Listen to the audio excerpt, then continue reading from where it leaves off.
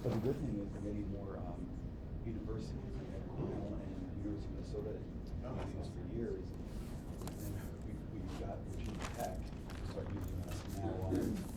Ross is talking to us as well. Oh, that's awesome. Yeah. That's cool. Universities are the best because like they keep us busy, but also it's just like a flex. Yeah. You know, when the school trusts you to use the triage for them, people are like, okay, that's enough, I got it. That's awesome. You know. Are you the only specialist on board, or do you have others? We've gone through specialists before, they've come and gone. I'm gonna say I'm the only one. Yeah, most of all of them are either GPs that are like, they've been doing this for decades, or they're ER/relief doctors. I don't think I'm the only word person on my team, I'm pretty sure. You ever know for 100 people? Doctors wise, we're approaching 70. Wow, that's And like half a dozen support staff, or mostly LPT, keeps handling phones. They don't get medical advice. Yeah, that's awesome. it's wild. Incredible idea. It's wild. I know. We'll see. There's still a lot of room to grow, and there's still a lot of like, profession. It's hard. Yeah. And so we need to catch up to it. Yeah. That's fantastic. I think there's a toxicity on one. So one platform. Do you really? So horses and one doctor. They're like the same thing that Splenectomy does, something about work-life balance. We need to do something about it. Yeah. They're like clients don't want solutions. You know? I think we're good to go. Yeah. Do you want this one? And I'll take the microphone. You want me to need this, or are you staying there? All right. Well, yeah, I'll keep that. Totally up to you. Good. That's fine.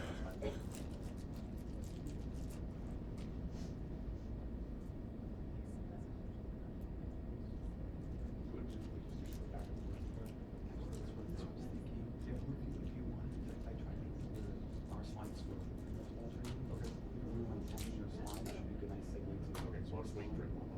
Sure. All right. Sure. Either way, I think it'll flow nicely. Yeah. Hello, hello. You guys hear me?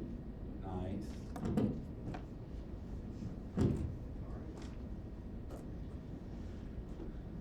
So thanks everybody for joining us. Oh, this is working. Can you put them both on or one? They were both just, This was dead.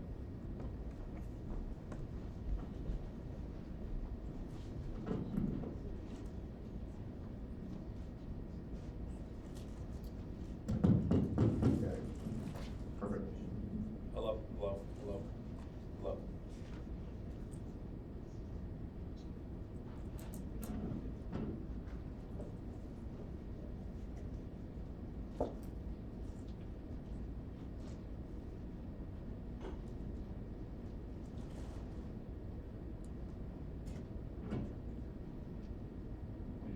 Hello, testing, testing, testing. I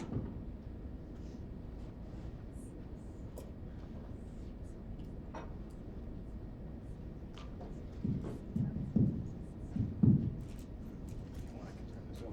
Yeah, that's what I'm doing. No, it doesn't work. That seems to. Oh, you're good. Testing, testing. You guys hear me? Okay, that's fine. I can use this one.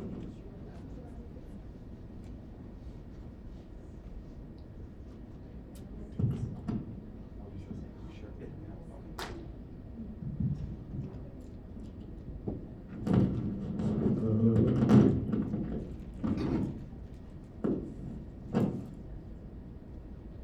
Hello, hello. Right. We got the nods.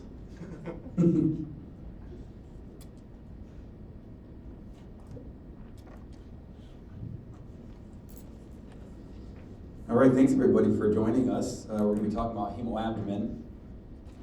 It's Dr. Justin Ganji, and I'm Dr. Shadi Arafij. It's a pleasure.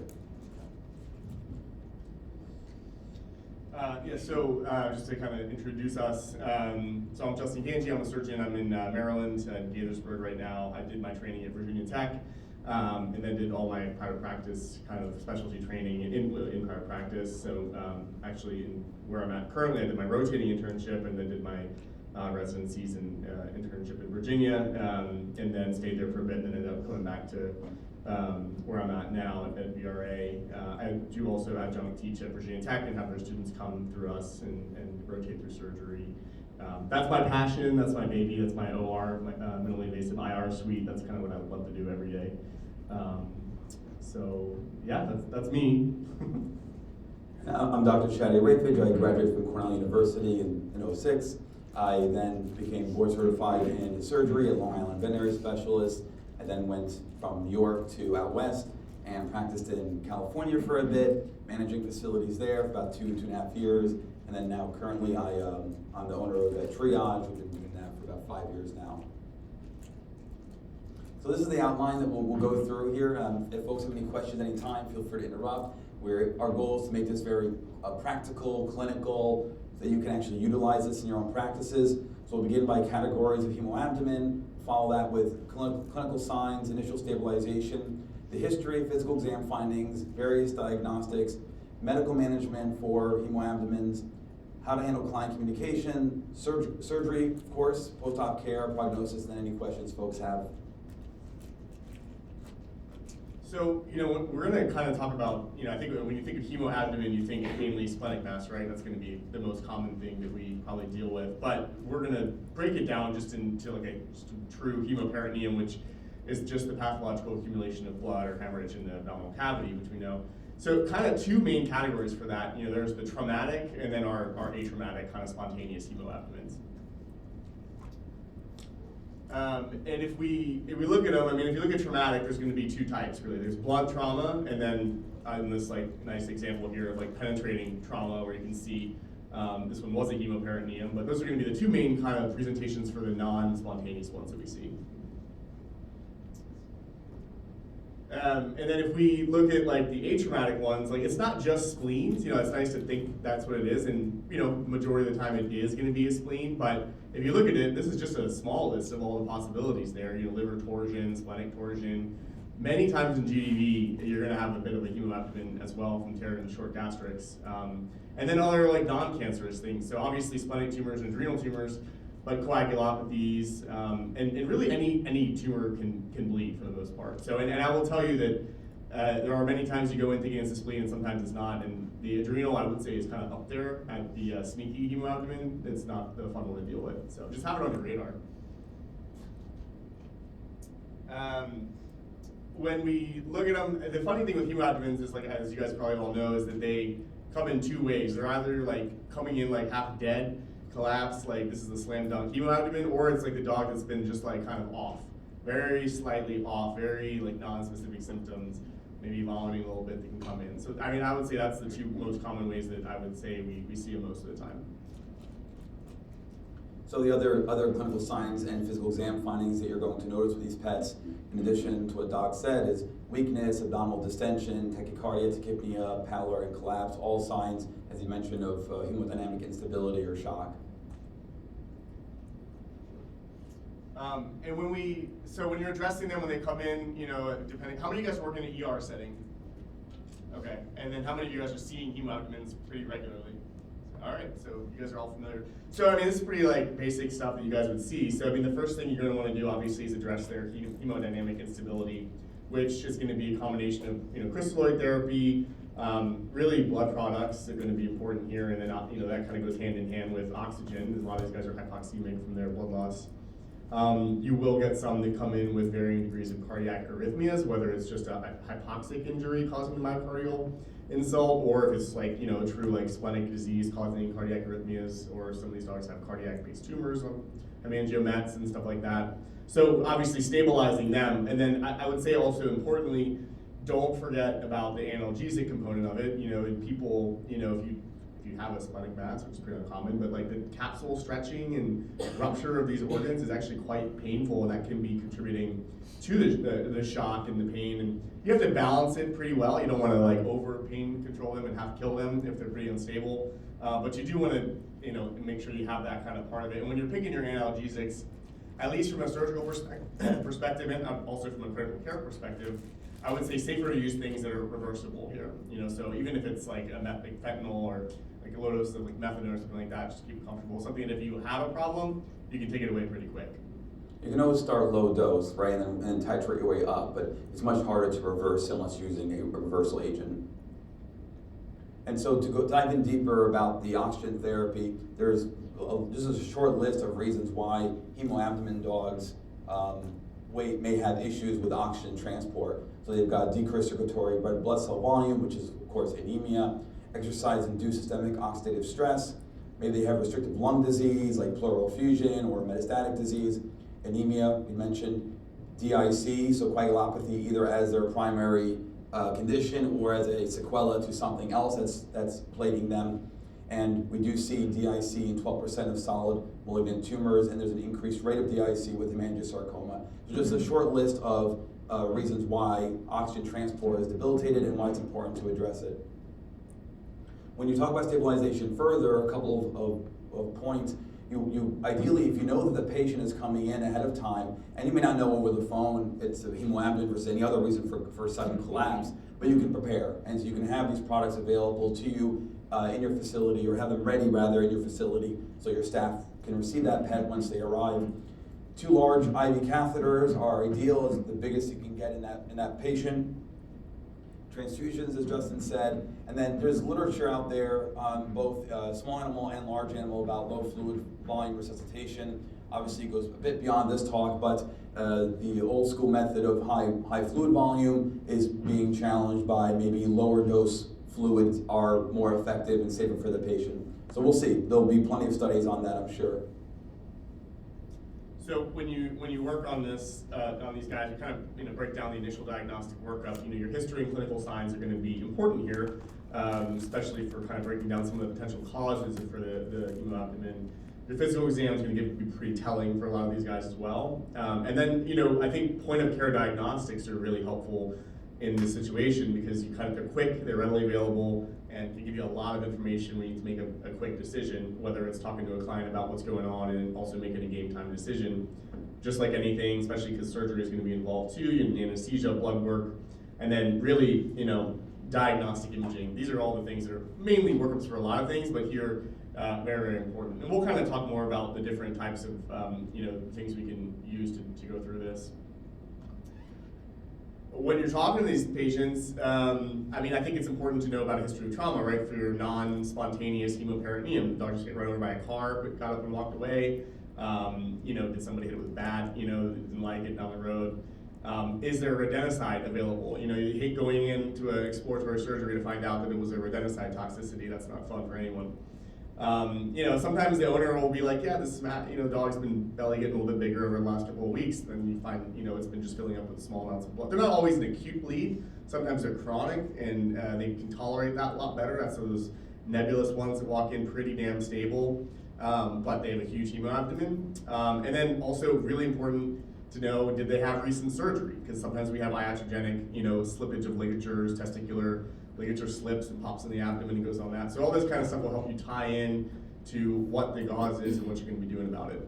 And clients often will ask, well, how did this happen so fast? They were fine yesterday, what's going on? And if you probe further into the history, you'll realize there were actually bouts of intermittent lethargy and weakness that happened in the past, maybe weeks or months ago, and then it spontaneously resolved, and the pet was fine again. And maybe it was an older dog, they're like, oh, he's just older, just slowing down, today's a bad day. But if you investigate this, my suspicion is that they are having periodic hemoabdomens, and the body takes care of it, and then they're stable for a while. So if you probe further, usually there's some sort of a history that maybe you can point to chronicity. And so your physical exam will be pretty telling in these guys too. Obviously most of them, well, depending on how long they've been bleeding, but they'll probably have some degree of an anemia, whether it's an acute one or that. So you can probably pick up on that pale mucous membranes. They're maybe tacky depending on what level of shock they're in or if they're in shock at all. Typically you'll find, the classic presentation would be that distended abdomen, right, with palpable fluid wave, but that's not always the case. Sometimes it's a very small amount of hemoperitoneum that you can't palpate or feel. You might feel a mass to come with it. That's always nice. But then if you see a dog that's got petechiation and ecchymosis going on, hemoperitoneum, that's what I'm going to be starting looking more about. Like, okay, maybe they didn't tell me there was rodenticide toxicity going on, but is there some history of it? And that's a dog that automatically you're gonna need to check for coags on this thing, because that's just not a typical thing that we see in most of the, splenic masses of rupture. How shocky are they? That's gonna dictate where you go from there and what you treat. And then I don't think it's wrong, and it's probably right, to stick an EKG on these guys when they're coming. Obviously, if you hear an arrhythmia, that's the side. They're going to be tachycardic if they're in some compensatory shock. But you will pick up, and sometimes it's hard to pick up on a single VPC if you're not listening long enough, which you're doing a lot of stuff to these guys. So I think sticking an EKG on there just to see is very helpful with these guys. And I'll dive in just a little bit with the petechiation ecchymosis part because I do see some confusion with regards to that clinically. Let's remember that coagulopathy involving stage 1 to the initial platelet plug, right? That's the first step of hemostasis. That's how it's going to present itself with superficial signs of a bleeding disorder.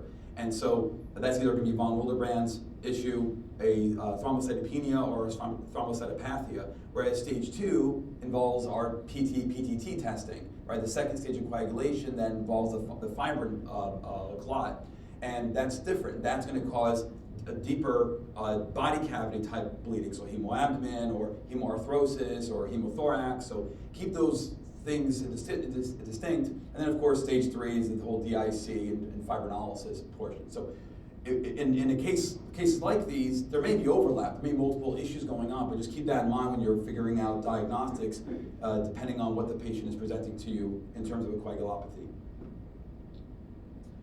How many of you guys have access to an ultrasound pretty readily available? That's awesome. Okay, so this is like your best friend in a hemoabdomen initial, kind of triage situation. You could pretty quickly diagnose at least some degree of fluid in the belly, with the ultrasound.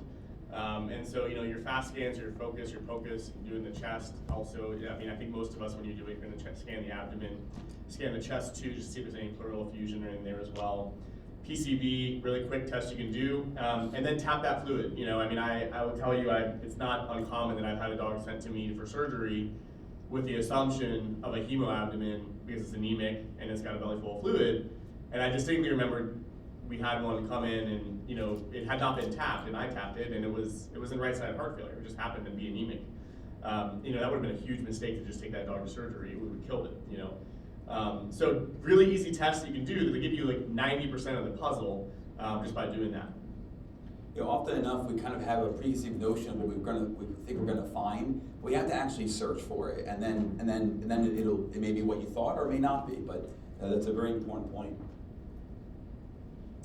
All right, so baseline blood work, right? CBC, chemistry, we did on everything, but really important here, there's a lot of factors that you're going to look at on that CBC. Obviously, we're dealing with anemia, so we're going to see if it's regenerative. Many times they're not going to be if it's an acute bleed, but it might be a non-regenerative chronic anemia.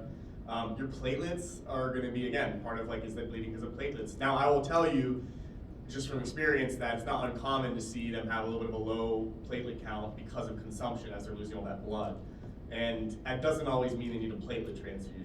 And I'm going to talk about that a little bit later, but I would say probably 80%, 90% of the surgeries, splenectomies, or let's say they go into surgery, probably are thrombocytopenic. They're not going to bleed out on you just from that because they'll get it back, but you will probably see that. Your chemistry, again, these are going to be important for looking for other things in the older dog. Going to have some abnormalities, but let's say you have the hemoabdomen that comes in, and everyone's thinking spleen, but this dog's got massively elevated liver values.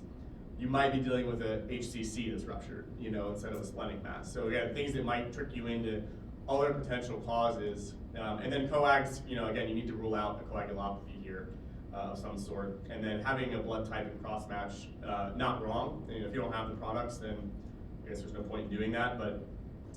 These are all just kind of good baseline things to have for these patients when they're coming in. So to dive in further with the CBC, these are of course the findings you're looking for. One point I wanted to make with this was anemia. Try to characterize it. So often enough, if we see an abnormal white blood cell count, we just say, okay, they have a leukocytosis and that's it. When really we should be characterizing it. Leukocytosis characterized by neutrophilia, monocytosis, eosinophilia. So same thing with anemia, you want to characterize it. Severity. Is it non-regenerative or regenerative? Is it macrocytic, microcytic? Is it hypochromic?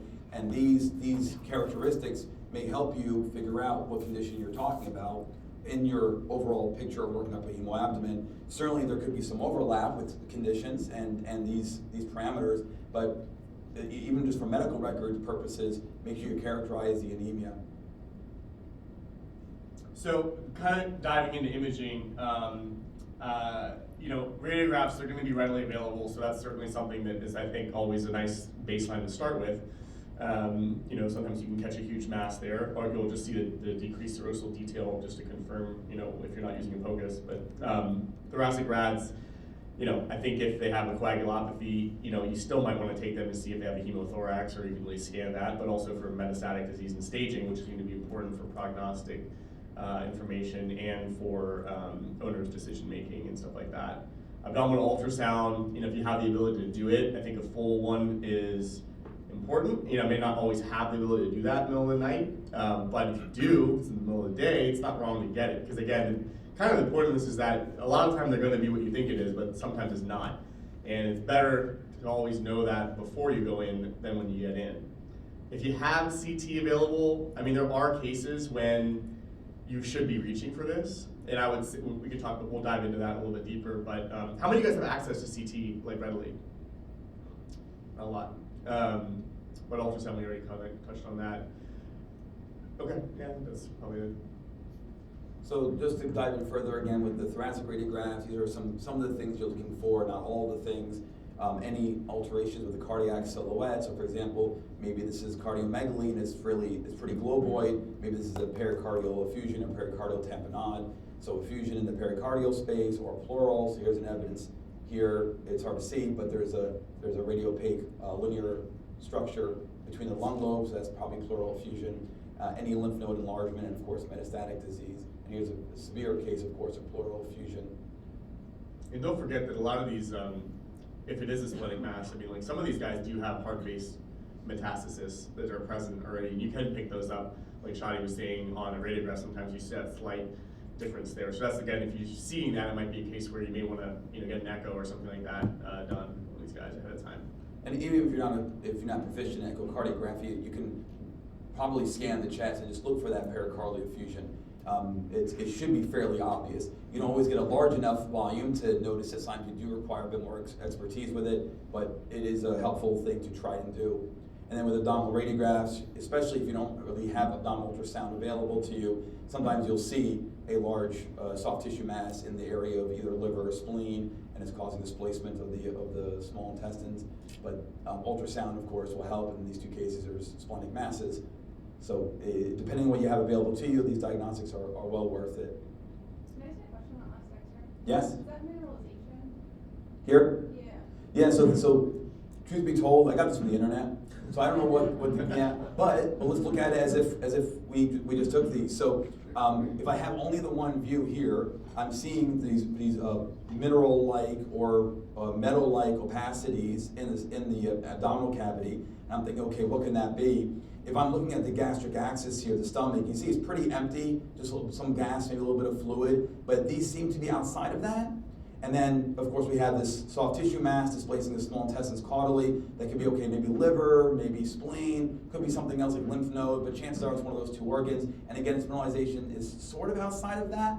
And so, but there's plenty of structures here, right? Gallbladder lives here, certain liver lobes live here, the spleen could be in here, and then of course colon is quite mobile. So if I had to guess from this, I would say it's probably not in the GI tract. Don't know for sure, I need other views.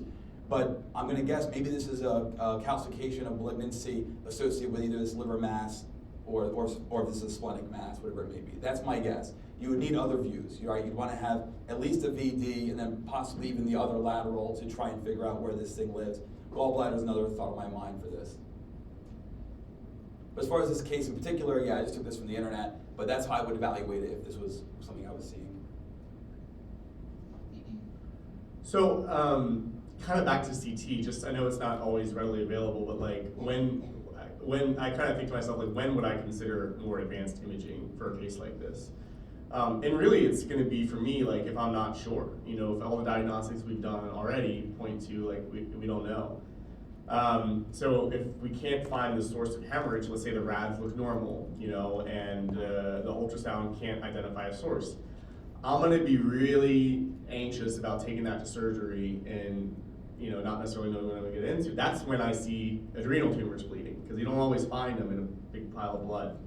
And, you know, that's, for me, that's a game changer. You know, that's a surgery that, you know, if I was you guys, and I didn't have a lot of like resources, like, I don't want to dive into that not knowing that, especially if it's a right-sided adrenal tumor that's in the cava, you know, that's bleeding, because that's a whole different rodeo and it's fun. But, you know, it's a different game. So that's the case where a CT will tell you the difference between that situation and a splenic mass or something else. Also for, like, specifically for adrenals, like vascular invasion. Yeah, you can go and take an adrenal tumor out, but can you do a cavotomy? Do you know how, if it's got a thrombus going up to the, you know, the right atrium? Like, those are all like big game changers and things that I've encountered in clinical practice. And then it goes hand in hand with, like, and I say this because I do a lot of like options for non-resectable tumors, you know, which I challenge the question of resectability sometimes. It'll help you know if it's resectable or not. Like, for example, this dog right there is a massive, massive liver tumor, you know, that's there. So that, finding that out in surgery is something that is, you know, you have to be then prepared to take that out. And can you take it out or not? You know, what if you can't? Then if the owner is like, I want to do everything, it's not resectable, well, what can we do? Euthanize it? What if they don't want to? What if there's options? We could embolize it. We could do transarterial embolization. You know, we could do other non-invasive options to treat it. So I think I would challenge you that there are other options for things that don't always like have a clear treatment plan that we can do nowadays, radiation, stuff like that, for the right owner. And for trauma, you know, like that stick that was in that dog's chest before too, like, you know, how do you know you get in there and that thing's not going through the chest and the diaphragm and the spleen and something else? CT will have that. I mean, CT is not as unique as it used to be a long time ago. It's pretty readily available, pretty easily done. We can do it on an emergency basis a lot of times if they're gonna wanna go evaluate that kind of treatment option. And for pre-surgical planning and for metastatic evaluation. We know that it's gonna pick up smaller lesions. We know it's gonna pick up lymphadenopathy and stuff like that that might not get picked up on an ultrasound. So I would challenge you to consider that in cases before you just dive in to be like, should I be going in on this one or should I step back and take more advanced imaging for that case? And the other good thing about CT scan is you need minimal sedation for these pets. So if you do have to perform a CT on an emergency basis on an unstable patient, you're trying to stabilize them while you're doing the scanning, a couple of minutes and a really good CT scan, a good technician can get that done with minimal sedation needed. So it's not like MRI that requires full general anesthesia and can take hours to do. These are pretty straightforward. But also I will add, because Justin and I are a bit spoiled, we have all the nice tools, right? We can walk down the hall and have an MRI there, or a CT scan, we have specialists. So if you folks don't have that kind of stuff, you're like, boy, you know, my clients wouldn't even go for this, even if I had that as an option. Well, then use your clinical experience. An older German Shepherd or Golden Retriever with signs of hemoabdomen, and chances are it's going to be some sort of intra-abdominal mass, probably liver or spleen, but a 3-year-old miniature poodle with hemoabdomen, although possible, probably less likely and further investigation is warranted. So use your clinical expertise to kind of differentiate, especially if you don't have all the fancy stuff. So here's two other examples. This is another intra-abdominal mass, looks like it's associated with the spleen. And this is evidence of metastatic disease in the lungs. These are both CT scans. You don't always have to, you know, cut them, and I guess the next thing is figuring out before we dive into surgery is, do you need to cut this case or not, you know? And so obviously if if it doesn't need surgery, then you're gonna be looking at things like a coagulopathy. You don't need to cut that, you shouldn't be cutting that. Is it a post-surgical bleed? We just had one before I came up here the other day that was a slipped ligature on from post-castration, so 2 days prior. Pretty, I will tell you that dog was like set to go to surgery. They wanted us to cut it really bad, you know, and it didn't have that much blood in its abdomen. It was stable, and we refused, you know, which everyone likes to hear, surgeon refusing things. But that dog went home and did fine. It clotted at that time. So I would say that see if you really need to cut it, just because there's a little bit of blood in there. If it's stable, maybe it clotted. I would say a lot of slipped ligatures I go back in on surgically are already clotted by now, and a lot of that bleeding was done. So maybe you just need to transfuse that dog, or just give it some time and see what happens. So, you know, some trauma is also blood trauma. You don't have to go in there and take the spleen out if it's ruptured. The body does a great job of clotting, and you know the momentum protects things. So, you know, sometimes you do have to cut it, but see. So start with some supportive care. Maybe give some blood products, and then I would say, have you guys used antifibrinolytics a lot at all? Anyone use that? I mean, they're available pretty easily. Tranexamic acid and aminic proic acid. Those are things that you can use, and I use them frequently to try and see if it helps. And there are studies that show that it will help to, it's not going to stop an acute arterial bleed, but it's going to stop like that generalized oozing and ruptured like organ sometimes. And everyone's favorite Union Bio, which who knows if it does anything or not, but I think we all can shove that red pill in the butt and see what happens. And see what happens. So the other thing I'll tell you about this too, in terms of transfusions, is like consider patients where I know that how many of you guys have access to blood products readily? How many of you don't? So you're like split 50-50. Fortunately, they're pretty readily available, but there is a lot more thought process coming out on auto transfusions. And even in the human side, they've kind of switched over to that a lot because it's actually been shown to be a little bit safer, less complications. Now, you have to dive down that pattern of like, are you going to be transfusing malignant blood into the patient's stream? There are new studies now that question that doesn't really even change anything if they already have it in their bloodstream anyway. But if it's between a life or death situation, especially for something that's non-cancerous, I would be not hesitant to auto transfuse these patients. It's very easy, very well tolerated, something you can do without access to blood products. If you're dealing with a cancer of some sort that's ruptured, then I would have that conversation with the owner. But if they want to do everything and try and they don't care, again, I don't think it's wrong to do that. And we have studies now to at least back that nowadays. So, let's talk about surgery then. So what are your indications? Obviously, a splenic mass, would need to come out, or splenic torsion, do splenectomy.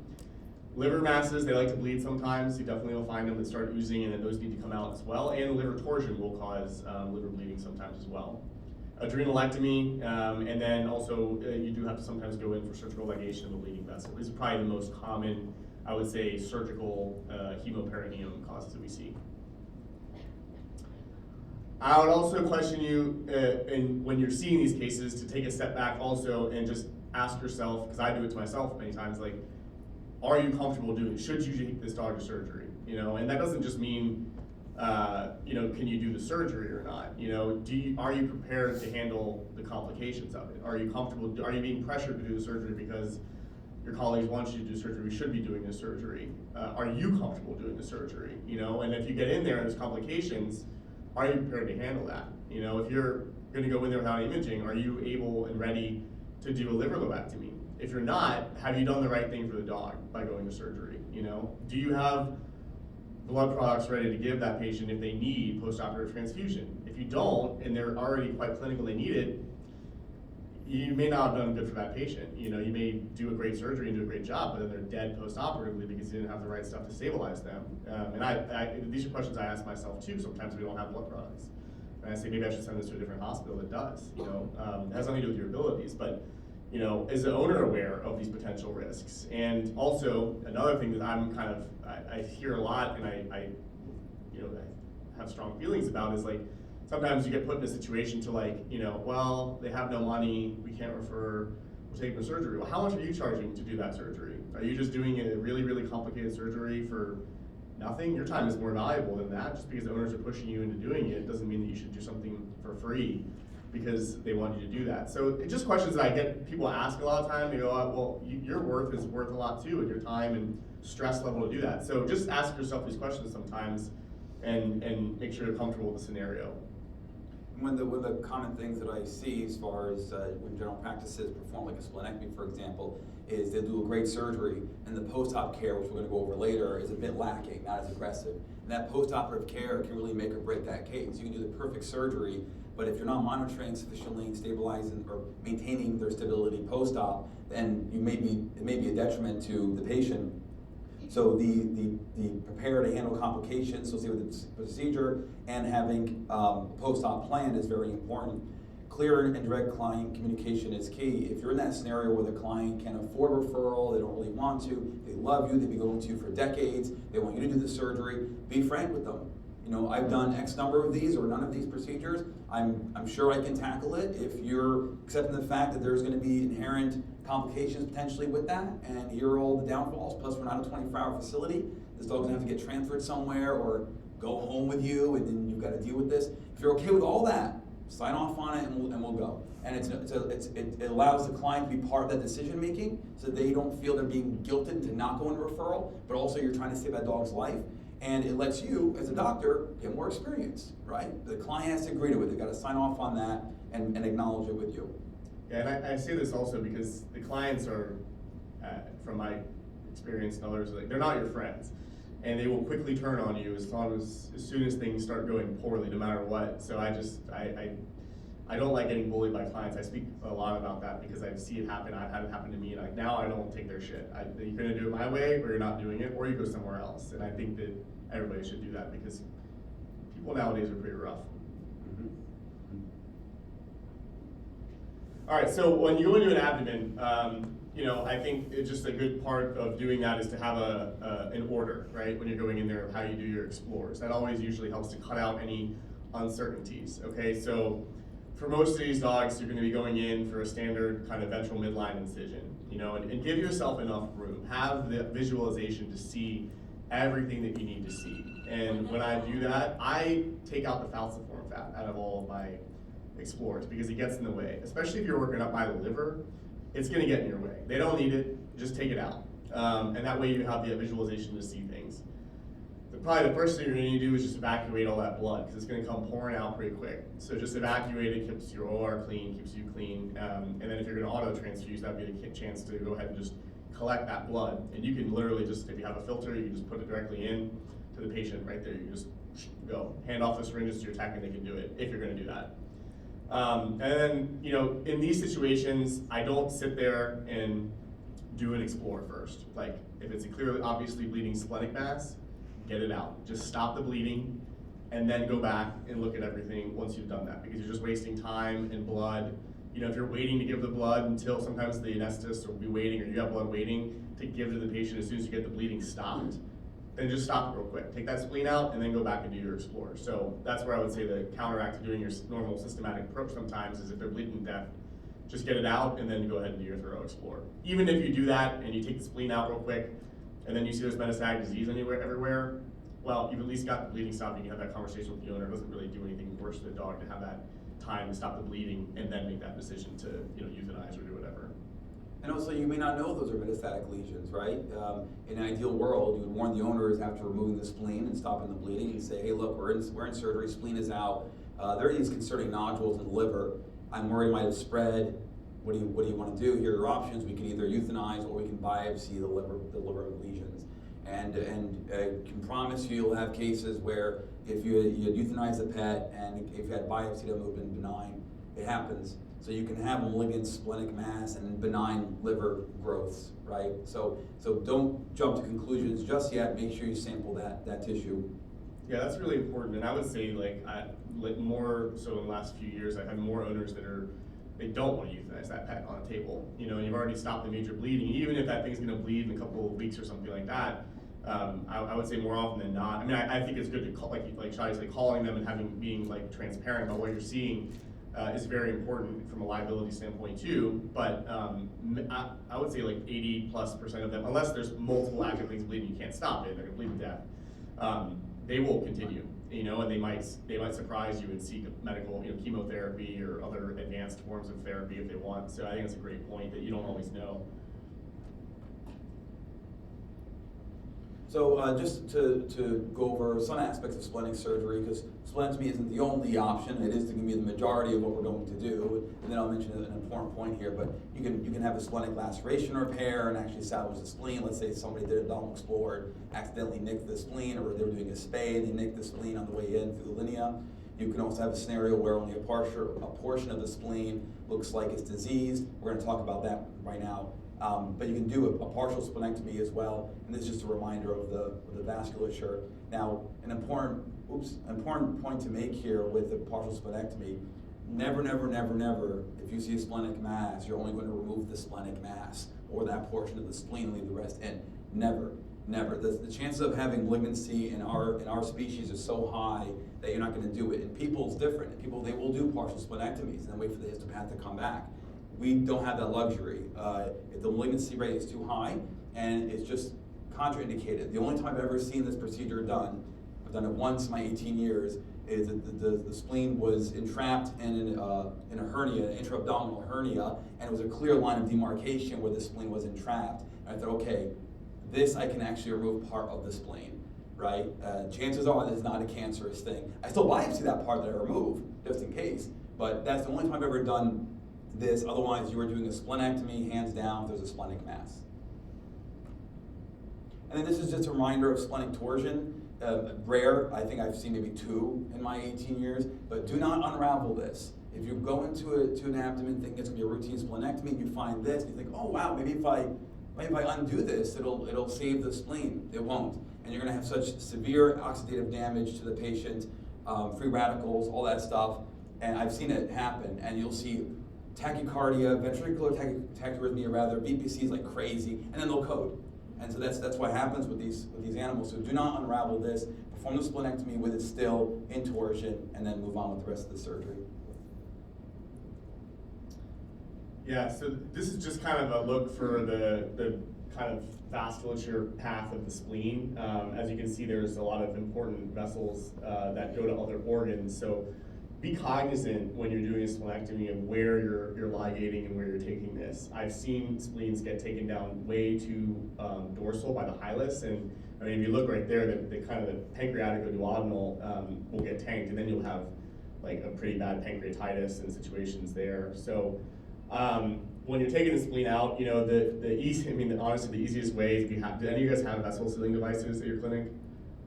If you're gonna be doing splenectomies, it is so worth it to just buy one. And you can use it for other things. You can do your space with it. You know, it's very versatile, and there are a lot of options nowadays that are available.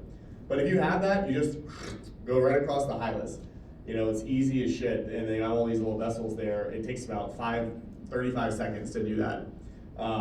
Now, you can also, if you don't have that, you can individually ligate them. And you know, it takes a lot of time, you know, to do that if you're going up by the hilus. So that's probably the most efficient, well, not the most efficient way, but that's like the most hemostatic way to do it.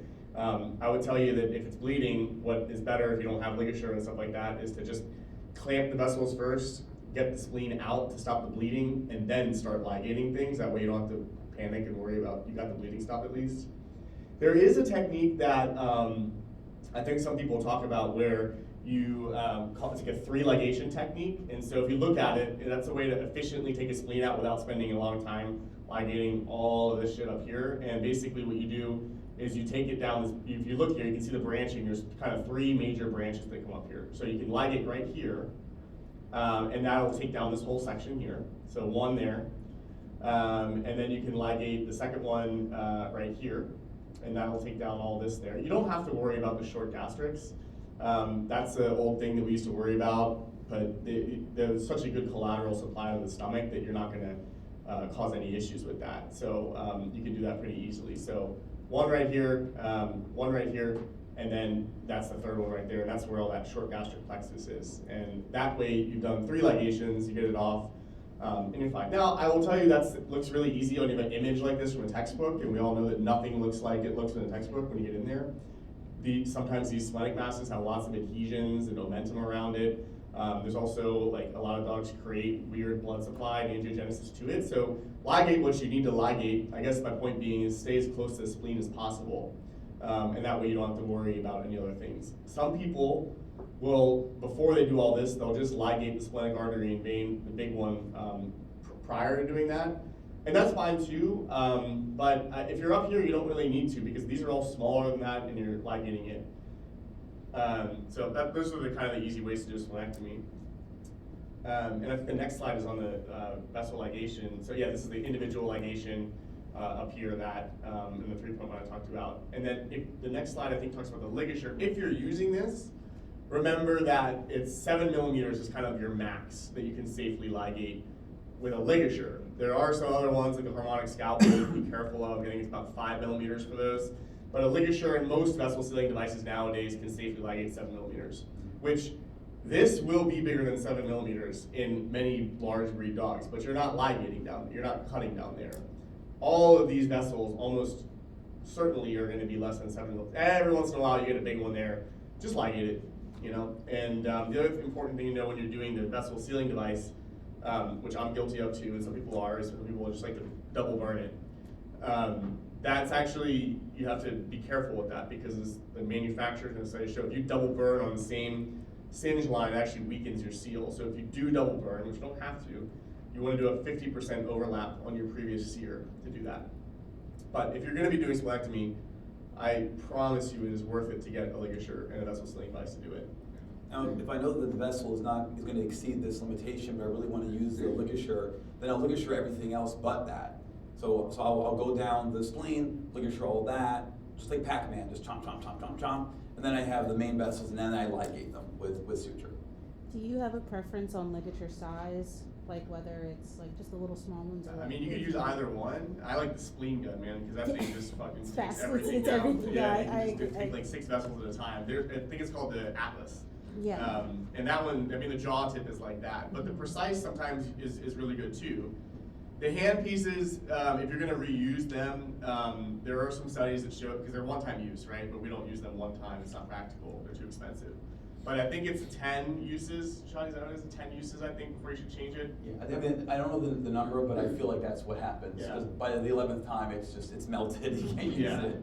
and what I do is I tally the handle piece We with a do too, Sharpie. at our And once it gets practice. to, after you use it, make sure you tally it, and then at 10, just throw it away. You'll pay for it off by the number of ones you're doing, but that's the thing with that. There they are. So just a picture of all the different options that we're talking about here. Yeah, and I don't know how many folks here have like an LDS stapler in their practice. Yeah, and how many people have like hemoclips? Or where is it? Yeah. Oh, here we go. Hemoclips. How many folks have? Yeah. So a couple. Yeah. So these are not bad alternatives. They're a bit faster than suturing. They're not as fast as ligature, but they are options for you. So, I mean, part of surgical, when you're doing this, you're doing surgical oncology, right? So it's good to think like a surgical oncologist when you're in there. And what you want to do is after you're done taking the mass out is kind of, ideally you'd want to biopsy any like draining organ. The liver drains a lot of stuff in the abdomen. So I typically biopsy the liver when I ever do a splenectomy. I just quickly take a little guillotine biopsy of it, unless there's an obvious lesion, and then I'll biopsy it.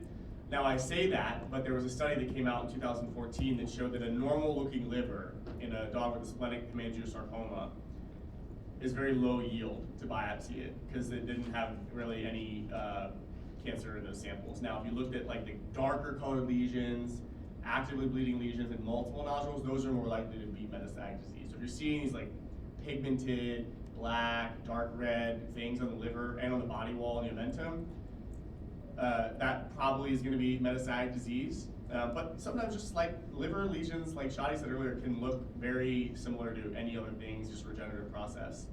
And also be careful sometimes in the omentum, because sometimes it is diffuse metastasis. Sometimes it's just baby spleens that have like impregnated there over time. So, yeah. Yeah, and then it also protects you legally, medically, right? You biopsy the liver, even though it looks completely normal, it helps confirm that at least the sample you took was normal, right?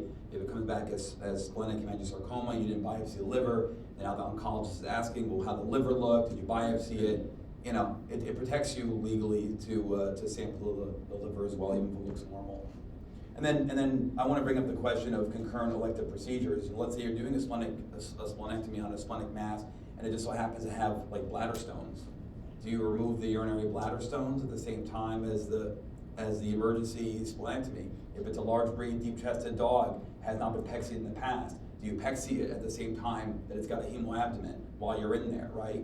And the question is, I don't know, it depends. When you talk to the clients and they say, hey, by the way, doc, while you're there, can you remove that mammary growth that he's had for like 3 years? And you're thinking like, really? He might die in 3 months of hemangiosarcoma. But, you know, so the conversation is this: sure, we can, but I have the ability to abort those missions should the patient not be able to handle the anesthesia and surgery.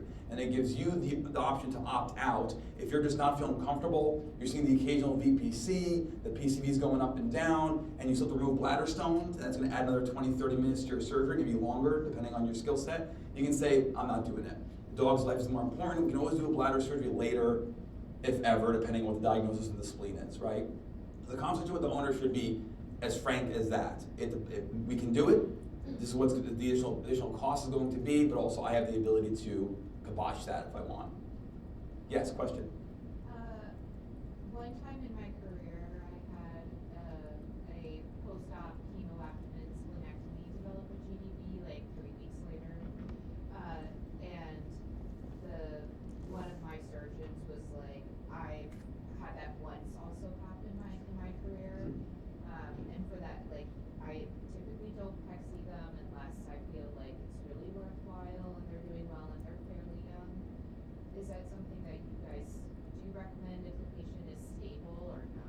question is, do you recommend a prophylactic gastropexy in the dog with the appropriate signalment and a risk for GDV, knowing that there is some risk of GDV later on post-splenectomy? Yeah, so I think it's a great question. It's a really, really good question, and I think that there's two big studies that came out a long time ago that evaluated the risk of GDV following splenectomy, and they sit on both sides of the argument. One said there's no risk, and the other one said there is a risk and a link to it. So what do you do, right? I'll tell you my approach and what I do. If it's a shepherd, if it's a deep-chested dog, if it's a Dane, I'm 100% pexing that dog. I mean, if it's dying, you got to make a judgment call. But I think that you are setting yourself up for a risk of them going GD later. Now, you could always say, if they're not doing well, let's get through this. If it's benign, we'll come back and pex your dog later. But I do think it is a possibility. And I've seen dogs bloat in recovery, and that sucks. Now, I'll tell you a couple things. Like, if it's like a breed that's not going to be at risk, I don't think it's a problem. Like, it's a pit bull, probably not going to be a problem. It's a little chihuahua, you don't need to pex that dog. I will tell you a couple scenarios. Like, splenic torsion, definitely a risk factor for GDV. So you need to pexy those dogs for sure. And giant masses. One, they're more likely to be benign. Two, I think that just creates so much space in there, and I would veer on the side of pexing that patient too. So I typically do. It's a pretty quick thing you can do to just get it done. And in my last lecture, I also talked, because there's some newer studies showing that you don't really even need to cut the stomach to do a pexy. So like when we're doing I do most of my laparoscopically, and you don't have to, there's studies now that show that if you just suture the stomach to the body wall, it'll pexy itself. Now, if I'm in a situation with a really critical dog that is Hemoabdomen and it's an at-risk breed, I'm gonna just quickly suture the stomach to the body wall. I'm not gonna suture it, or I'll staple it. At least you've done something really quick. And there's stapled gastropexy studies too. So I'm on the camp of, if they're an at-risk breed, if it's a situation where I think they might bloat, I'm gonna pexy them, or if it's splenic torsion, or a huge mass, I pexy them. If not, I don't. That's my yes. Same thought here. It's coming out again to client communication. If it's that risk patient, then I want to do it. But if the patient is dying, I'm going to abort, and then we can do it later. And it is also, in all of our experiences, it's rare that this happens. Even though it's unfortunate when it does happen, statistically speaking, it doesn't seem to be that. At least in our own experiences with it. And I would say also, like Shadi said, the client communication is important, because I cannot tell you the number of times pre-op when I have that conversation. Like, you need to talk to the owner before you do it, because they always think you're trying to sell them something, and how much is a gastropexy, and I'm like, man, I don't want to do this, I don't have to, but it's for your own good. But they will always ask you how much it costs, and there is a stigma out there with certain breeders that pexies cause problems. It's all bullshit. But talk to the client, make sure they have approval to do it before you do it. And then, like everything post-op monitoring, like surgery doesn't end when you close the belly. You gotta monitor these guys really, really carefully. You should be keeping an eye on their blood pressure. EKG, I will tell you, I don't personally put every splenectomy on a post-op EKG. The criticalist I work with highly disagrees with me, but I didn't have a lot of issues with that. Now, if they're having a lot of arrhythmias intra-op and they're doing stuff, I will. Well, I don't think it's wrong not to. It's definitely not wrong to do it. But if it's a stable spleen that had no arrhythmias, I don't know if they're having arrhythmias post-operatively, but on my physical exams I haven't heard any, and I haven't had any issues with that. So, but it's I would tell you, liability-wise, it's definitely not wrong to do that just to be safe. I guess my question is, if they're having DPCs, what are you going to do? Or nothing, right? But if they convert, then you have a problem. So that's up to you guys. It's not wrong to do it. PCV, you should be monitoring that. You could consider coagulation support, if you want to give them, if it's a really oozy belly, if they are kind of thrombocytopenic going in. I don't usually give platelet transfusions, but I will stick them on aminoproic acid. Or, sometimes these dogs, they've lost so much blood, they've lost all their coagulation factors too. So sometimes they need plasma, or, if you don't have whole blood, or, you don't get that much coagulation stuff in whole blood anyway. So like a packed red cell transfusion plus plasma is not wrong sometimes, and sometimes is needed. And then just monitor. Some of these dogs, they're gonna crap out on you, no matter what amazing job you did in monitoring. And who knows, is it DIC, is it SIRS, is it thromboembolism? I actually think thromboembolism is like very much underdiagnosed in veterinary medicine, and I anticoagulate all of my spleens post-operatively. That's a me thing, I'm not telling you to do that, but I'm trying to work on a prospective study now comparing prognosis, because I hate the ones that do great and they come in and a week later drop dead. And I think it's a clot, or they had an arrhythmia that we didn't know about. I don't know the answer to that one, but I send all my spleens home on Plavix. And there is a study that showed they were hypercoagulable for 2 weeks following splenectomy, but there's no general consensus to do that yet. But I do, if you're worried about like they're kind of acting like clotty, like, you know, like maybe having some respiratory, I don't think it's wrong to start them on an anticoagulant. That's just me. And then in terms of frequency for these things, for blood pressure, I'd say continuous is ideal. Otherwise, maybe every 6 hours, it's good to check it. Obviously, that's assuming that each blood pressure measurement is normal. If it's not normal, you're going to try and correct that and recheck. ECG, same thing, either a continuous ECG or spot check it every 6 hours with more frequency if you're seeing abnormalities or if you're treating abnormalities. PCV total solids, I'd say probably, depending on how concerned you are from surgery, either like literally intra-op, you're checking it, or right after surgery, within the hour after surgery is done. But at minimum, I'm going to check it probably 4 to 6 hours post-op with my first one. Don't check these things like every 2 hours. You know, it maybe after the first overnight post-operatively, maybe once or twice a day, depending on the clinical signs. Obviously, the pet is showing signs of anemia. Then you've got to assess blood pressure, heart, and then PCV. But those are kind of rough estimates, I'd say, for frequency. I don't know if you do something different, or is no, I'm the same way. I mean, I think that I kind of do it as needed, depending. If they're not super anemic, I'll kind of just take it easy and not maybe like twice a day or once a day. I agree.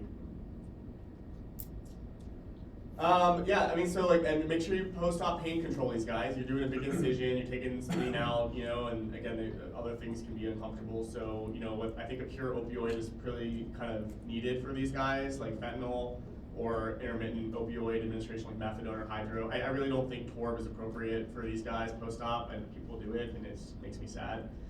Even buprenorphine, and the other reason I don't like that is if you start developing a problem post-op, like you can't reverse that. So I stick to the pure Muse, and then I add, you know, if I need more, I'll do like lidocaine or ketamine, and, you know, I think it just helps them.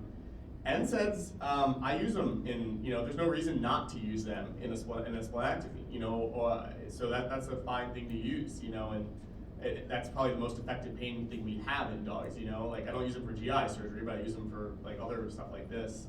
And then, I mean, local analgesia also really important. I think NoC does a great product, and there's a lot of studies out now showing extra-label use in soft tissues and no increased risk of infections, and comparable. As even one study just came out showing no difference in pain control in dogs who underwent amputation when they had a single dose of Nocita in the femoral and sciatic nerve versus an epidural. So it's a very effective product that works. You know, if you don't have it, just use a line block of Pivocaine. Crystalloids, blood products, you know, antifibrinolytics if you need it. Again, we talked about kind of coagulation factor support if you need it. Anticoagulants, I went on my rant about that. And antibiotics, right? Like, they don't need them. I mean, you know, there's no need to send a dog home with antibiotics prophylactically for a routine splenectomy. Now, if you have some contamination or something or terrible skin, then yeah, but just perioperative is really all you need. And how do they do, right? Well, we know that the prognosis for splenic hemangiosarcoma, well, this is just a general perioperative study that looked at general hemoperitoneum of many different causes that came out in 2013. And it showed that if you look at it, 84% of dogs survive. So a pretty good amount of them will do fine, regardless of what the etiology is. But there were some things that were associated with death, respiratory disease, because that probably was going to be PTE or ARDS a lot of the times, if they need a massive transfusion, and tachycardia. Interestingly, the presence of splenic disease was positively associated with survival and discharge. So just a general study that looked at like factors, they do pretty well, you know? And if I know we're nearing the end of our time, if folks want to take a picture of these next couple of slides, it just helps you with prognostic indications, as well as tell pet owners if they're trying to decide, do I do this or do I euthanize, what do I do? There are certainly some predictive factors for, these are predictive factors for whether or not you're dealing with a cancer of the spleen, just to be specific here on this slide. And then, I mean, unfortunately, despite all this advances we've had, the prognosis for splenic hemangiosarcoma is pretty still shit. You know, it's like 6 months with chemo, and surgery. Sometimes you can get up to 9 months. Very rarely you'll have that outlier that I question maybe a wrong biopsy. So it's still good to educate you. This is a nice study that just came out in 2023 out of Brazil, and you can see the numbers really haven't changed that much. It did this one looked at clinical staging, using like if they had metastasis and stuff like that, which did have an effect on the prognosis. If you look at stage 3, dramatically less survival than if it was stage 1, localized to just a spleen. So important things there. And I guess in line with this, I would tell you that don't be afraid to get a second opinion on the histopathology. Sometimes if you're like, that spleen looked terrible and it came back as benign, get a second look. You know, and if they still come as benign, I sometimes, if I just had a clinical worry about it, I have them come back in like 3 months and do an ultrasound, just to make sure. And then another slide for your own information. This is kind of a general synopsis of the literature with regards to survival times. If folks want to take a picture of that, you're welcome to. But this is specifically for hemangiosarcoma of different stages. And then other prognostic factors, again, to help you with your client communication. Feel free to take a picture of the slide and just more information to try and talk to the clients. So all this stuff is related to splenic cancer specifically. Yeah, and any questions? This is Justin's contact information here. Please take a picture, follow him. And then this is my contact information here as well for folks who want to follow. And yeah, any questions you guys have, we're happy to answer. Yes? If you are worried, like I had one recently where there were a lot of lesions and the pancreas was really like pissing on the spleen, so we just had to break these down. If you were to use those pancreatic vessels, are you just worried about like decreased blood flow, or is there a chance of necrosis? So the question is, if you have to manipulate the spleen because it's basically adhered manipulate the pancreas because it's adhered to the spleen, how worried you have to be about injuring that pancreatic blood supply? What's the concern there? I mean, it's a worry. I mean, I don't think you're gonna. We were very lucky as veterinary, professions that we have dogs that have such a good collateral blood supply to a lot of things. So I don't think you're gonna like kill the animal doing that, but I do think there's a risk for pancreatitis, maybe a little bit of pancreatic necrosis. But they can tolerate that. It just might be a rocky recovery. I would try to do your best to preserve it and move it away. And if you see that like clearly it looks like it's changed, you can do a partial pancreatectomy at that time. And I would tell you that like sometimes, especially in splenic torsion, everything is wrapped up in it in the pancreas. You gotta be real careful. That's the one thing you gotta try to get the pancreas away from it and just stay as high to the spleen as possible. But it's a tricky one. I would just prep that owner that like there's a lot of adhesions and it could be. I would just keep an eye on that dog postoperatively a little bit. The adhesions also is another thing that you don't take them too lightly, like ligate them, because sometimes they have pretty big vessels in there that will be a source for a post-op bleed that wasn't your doing, but sometimes they deserve to be ligated. If you don't have those sterile Q-tips, that's really good for teasing away delicate tissue. It's slow, but it'll help more so than like using that rough gauze pad or your fingers. So Do you think cautery is too aggressive, or because you said use the little Q-tips? Yeah. So the question is, do you think cautery is too extensive, too aggressive? No, I think it's fine depending on what you're trying to achieve, what you need to do. Mm-hmm. I don't think there's any big detriment there. Just be delicate with it, and issues, but like if you're you can be very fine with cautery. We're using a combination of these things. We're going from digital manipulation to the Q-tips to ligature to cautery. Like we're just constantly back and forth, back and forth. We have probably like an internal residence retracting everything, so we have the perfect, so we can just sort of go back and forth with trying to manipulate this to get the job done. Any other questions? Thanks, folks. Enjoy the rest of the conference.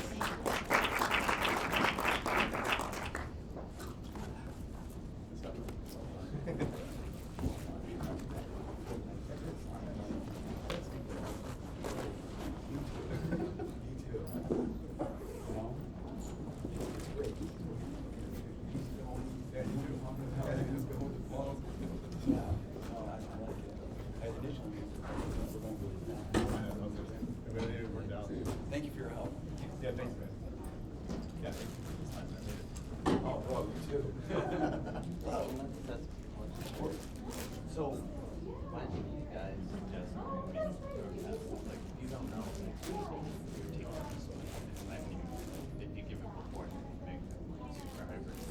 not gonna make it hypercoagulable. Okay, so don't even worry about it. Like just.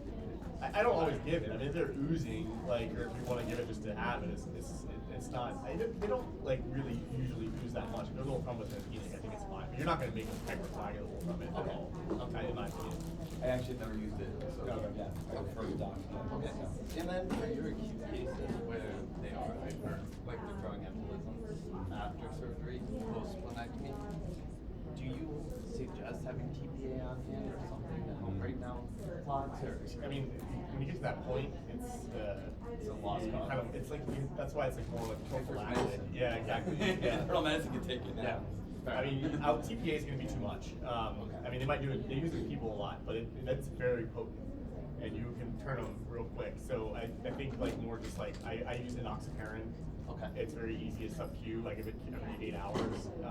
But I like for a thing that if you're worried about it being hypercoagulable, it's better to start that before because once they start showering clots, you're not going to stop it necessarily, or something's going to get damaged. You can't get rid of the clot. They're micro clots, so the TPA is not going to work. Gotcha.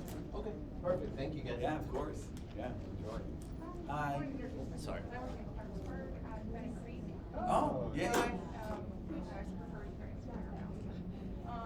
have a question. When you have those masses that are like adhered to everything, are you more likely to biopsy the liver?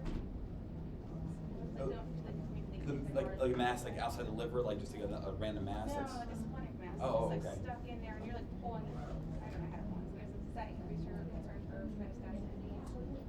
I don't think it's been linked to it. Okay, Yeah. so you're like. I would still biopsy the liver just to add it. Still, okay. You know, Yeah. gross lesion, but I don't think the adhesion itself. Okay, so you don't, it's more. Like if the mass is adhered to like a peripheral portion of the liver, I'll just cut. It's sometimes easier just to cut that portion of the liver off, like and take it with it. Yeah. But you know, Okay. I don't think it's in my knowledge. I'm very pro liver biopsy. Like I'll liver biopsy GDVs, even if it looks normal and there's no abnormalities that warrants it. It's always the characteristic dog that's the hemangiosarcoma signalment. So I'm very pro liver biopsy. As long as the clients agree to it, obviously. Okay. Yeah. And then just quickly, is your conversation different with like 11-year-old, 12-year-old, 13-year-old dog, or the owner, or no?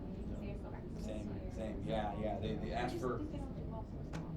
Well, when the client asks for like, what are the chances, he's old, whatever, I say your dog with this condition is in the same category as all the dogs that have the surgery done. They're all equal, and some do great, some don't do as well, and there's that gamble there. But I'm not going to say that age should condemn this dog. Right. If you want to pursue it, let's.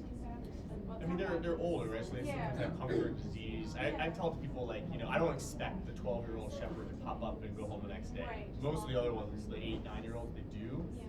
But I kind of tell people like it's like your grandmother having surgery. She's not going to get up and leave. She's going to be in there for a little bit. Or I tell them that people like we expect so much of dogs to get up and go home the next day. Yeah. I mean, we'd be in the hospital for like 2 weeks. So I think they might need more supportive care. They might have like shitty vessels, need more vasoconstriction help support. So they can do poorly. But I think I wouldn't say that in my experience like older dogs do worse. I've had some older dogs do like totally fine. Just depends on their systemic status. Okay, all right, thank you. Yeah. Where do you guys stand on like zero there or Yeah, everyone does it at my hospital constantly does it like I've used them if I feel the need to start lidocaine. I start with a bolus first. If the dog responds, then I'll continue with the CRI of it. And I'm typically starting at the lowest dose that I can, and moving up from there because it can cause nausea, ileus for these dogs. And of course, it is analgesic, so it's an older dog who's really kind of sedentary. I don't know if they're knocked out because of lidocaine or if it's like something's wrong or it's just a normal mentality. So I'm on board for lidocaine, specifically with arrhythmias. Yeah, I mean, I'm like hit or miss. If they're having like already like arrhythmias and stuff like that, then I'll just start it. But for just additional, like, does everyone go on it? No. I mean, I use it as needed. Sometimes if critical care gets the case, they'll stick them on lidocaine automatically. It's not like linked with positive survival, But sometimes it helps if they're like really sore, if it's like a big mass, a big incision, like opioid with lidocaine. I don't know.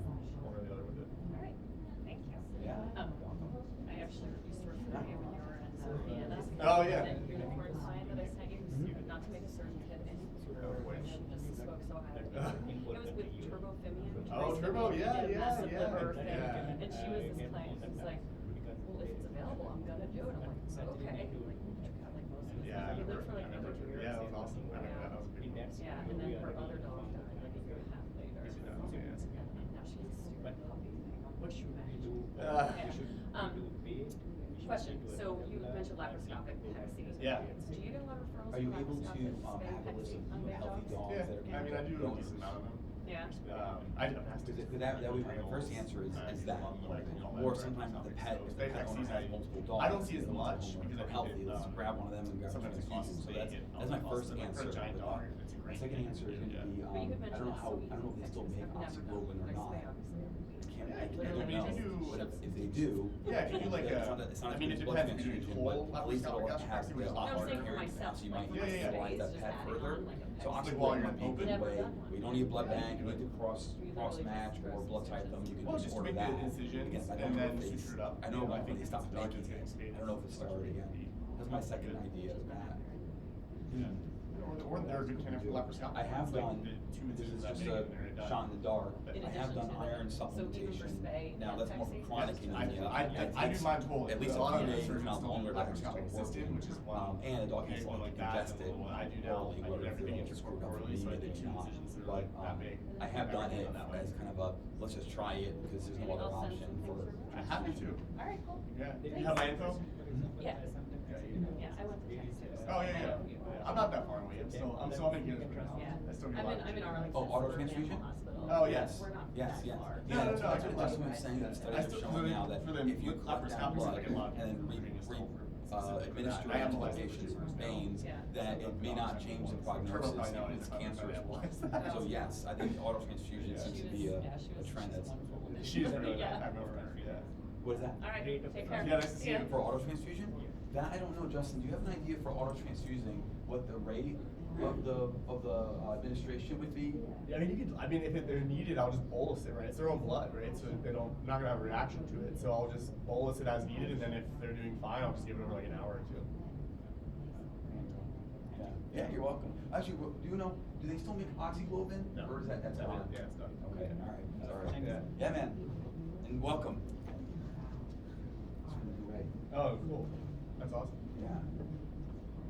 Yeah, man, I love speaking with you. We should do that more often. I'm down, I'm down. I'll tell Adam, you just gotta put us together. Yeah, yeah, it's more dynamic. It really is. I feel like, yeah, I mean, and it's a good turnout. I mean, Yeah. obviously it's a popular topic, but, yeah, it's much more fun to. Oh, really nice. I love it. Yeah. Yeah, man. Cool, but yeah, I'm happy to like just email them and be like, hey, for future, can we buddy up? Yeah, right. Okay, I gotta see what I have next. And there's a surgery lab, suture lab. Yeah. What's your next? Phone's dying on the charger. Do you want a portable charger? Do you have one? Yeah. That would be amazing, because I forgot to bring a charger in all my. Which, what do you, iPhone? Yeah. Is it the, which connection is it? Is it UVC or is it the other? It's I think it's this one.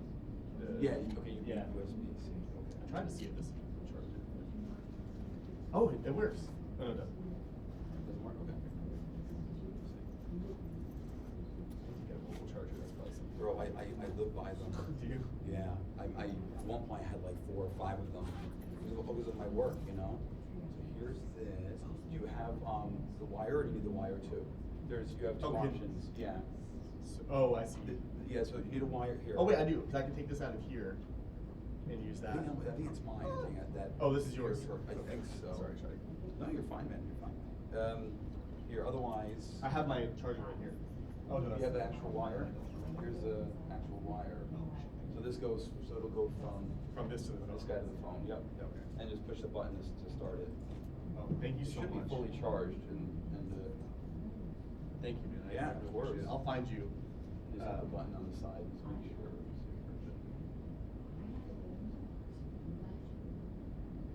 One pad, one dot left. God damn it. Here's a backup one. Geez, you have a lot. But yeah, you use that one first. This one Okay. is pretty good, and then you can use this one. Can you use this one?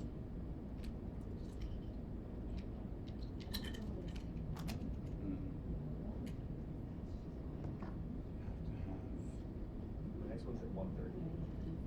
Okay. Skin cancer. Oh yeah. I did that one year, and it didn't go well for me. But Skin cancer one? yeah, it was my first time doing it. I need to update it. Didn't It's go an well. old one. Yeah. No, unfortunately, I don't have if you had a USB and then at the end a USB-C, that would work for that. Otherwise, I don't have that one. I can probably get that on my laptop. Sure. Thank you so much. Yeah, man. Yeah. Yeah. Find me wherever, and I'll. All right, man. I'll definitely find you. You'll be around for you're doing. Yeah, I have my suture labs are 2:45 to 5:30. Okay. All right. I'll definitely. Do you need this in the meantime, or are you good? No. You grab Okay. it. You take it. All right. Thank you so much. Yes, you're very welcome. You're very welcome. And I guess take this one just in case, because Okay. I find out the wire for it. It should be full. Accessories is too much. Maybe unlock the phone and see if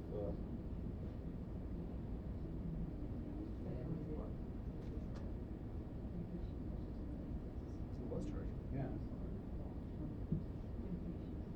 I wonder if I could. Man.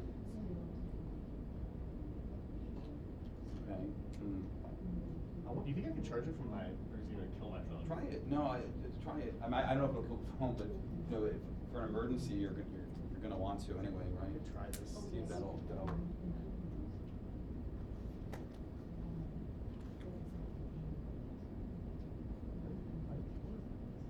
Oh, that's working. Okay, I'll just borrow this cord then. Okay, you got it. Okay, I'll bring that back to you. Yeah, dude. Yeah. Okay. Well, I think that one's yours, isn't it? No, I think that was yours. I have here. Mine's here. Oh, it is? Yeah. Oh, Sure. okay. It's not, or maybe it was here in the room already. As long as it's not yours, then I. No. You No. Sure? Yeah. Okay. Yeah. All right, well, then that works. Yeah. Make that work out. This.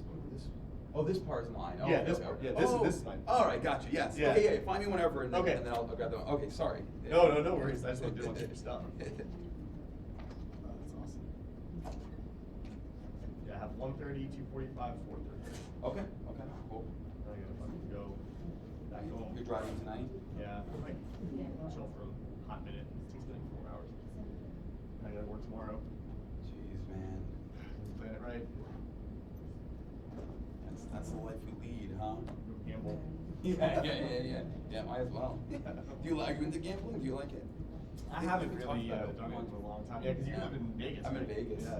Do you gamble at all? No. Yeah, I think it would be bad for me to do that. I think I would get. You get sucked in? Yeah. Yeah, I'm not, I've never been into it myself. I don't find it exhilarating. Yeah. And it's an obvious waste of money. Yeah. Yeah. I think more people